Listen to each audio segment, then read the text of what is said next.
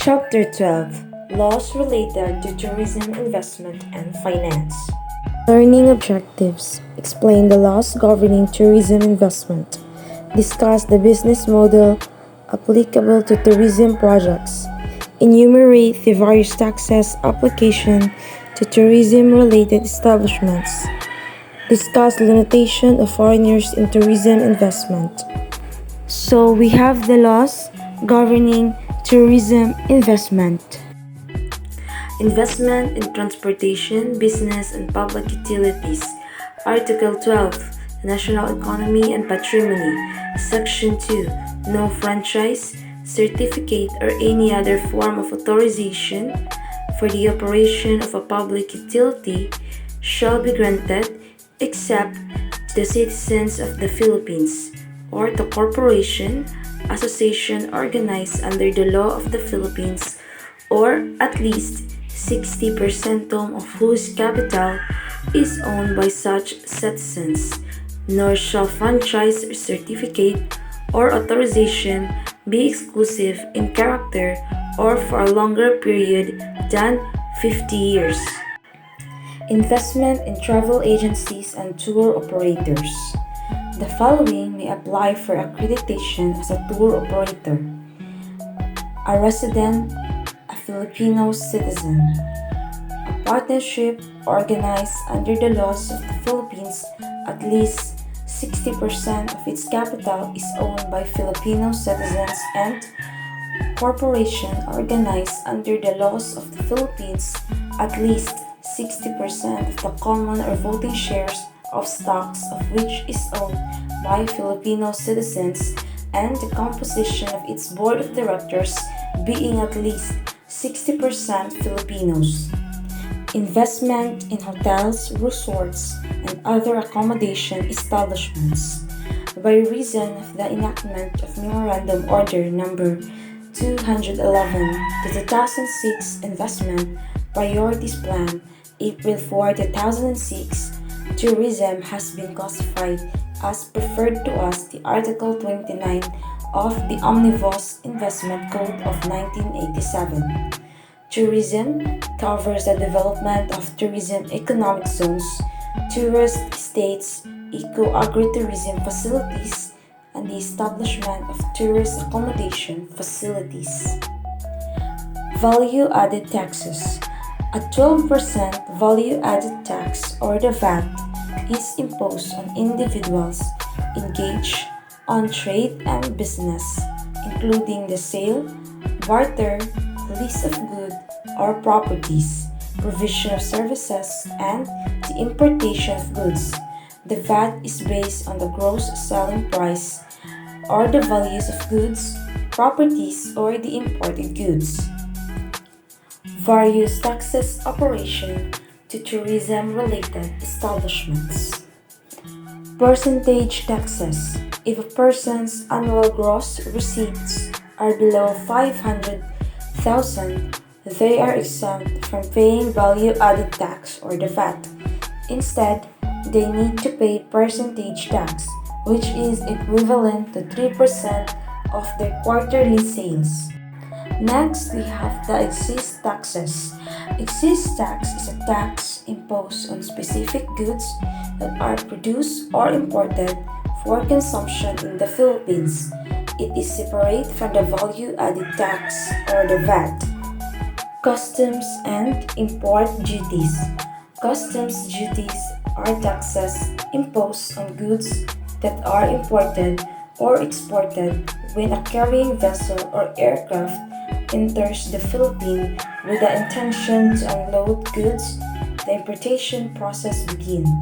The goods are released or withdrawn from the customs house after payment of customs duties or with a legal permit.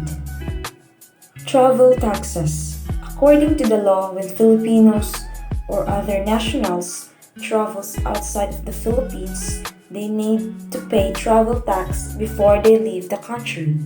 This tax helps generate the revenue for the government and is required by the law. Duty-free Philippines. Duty-free Philippines is a system in the Philippines that allows people to buy goods without paying import duties or taxes. It was created to help generate foreign exchange and revenue for the government. The Department of Tourism, through the Philippine Tourism Authority, is responsible for establishing and managing the system.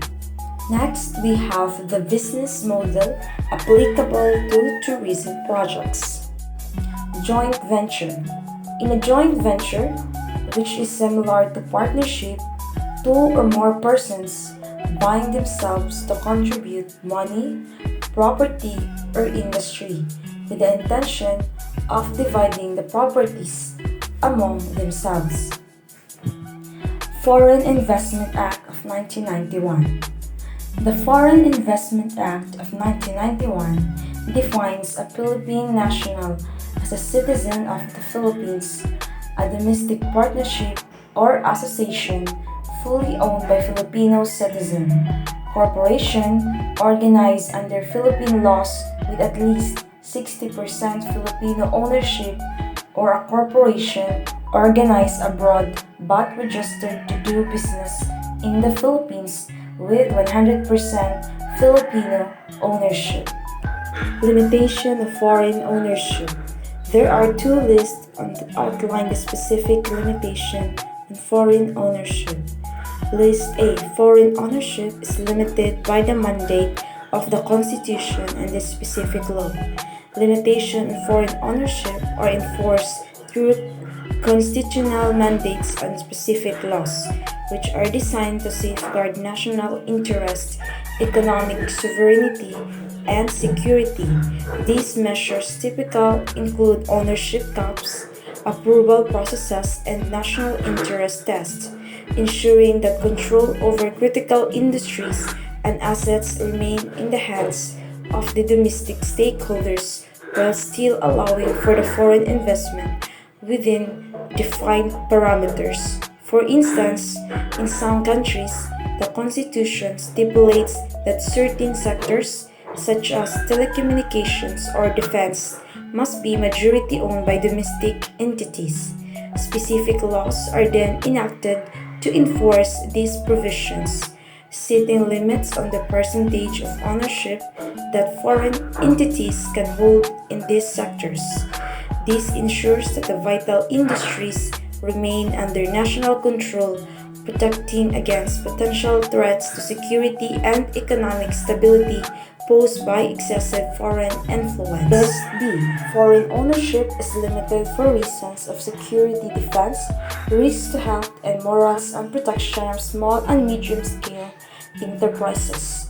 Foreign ownership is restricted due to concerns regarding security and defense, risks to health and societal morals, and the protection of small and medium-scale enterprises. These limitations aim to safeguard critical infrastructures, prevent potential threats to national security, uphold domestic regulatory standards, and ensure fair competition for domestic businesses. Foreign ownership is restricted in sectors such as telecommunication and energy due to security and defense concerns. For instance, a country may limit foreign ownership of its telecommunications infrastructures to prevent the risk of espionage or disruption in times of conflict. Similarly, in the pharmaceutical industry, restrictions may be in place to ensure the foreign-owned companies adhere to domestic health regulations, safeguarding public health. Additionally, limits on foreign ownership in retail sectors protect small and medium-scale enterprises from being overshadowed by large multinational corporations, promoting economic diversity and local entrepreneurship. Thank you. This is Rhea Ranario.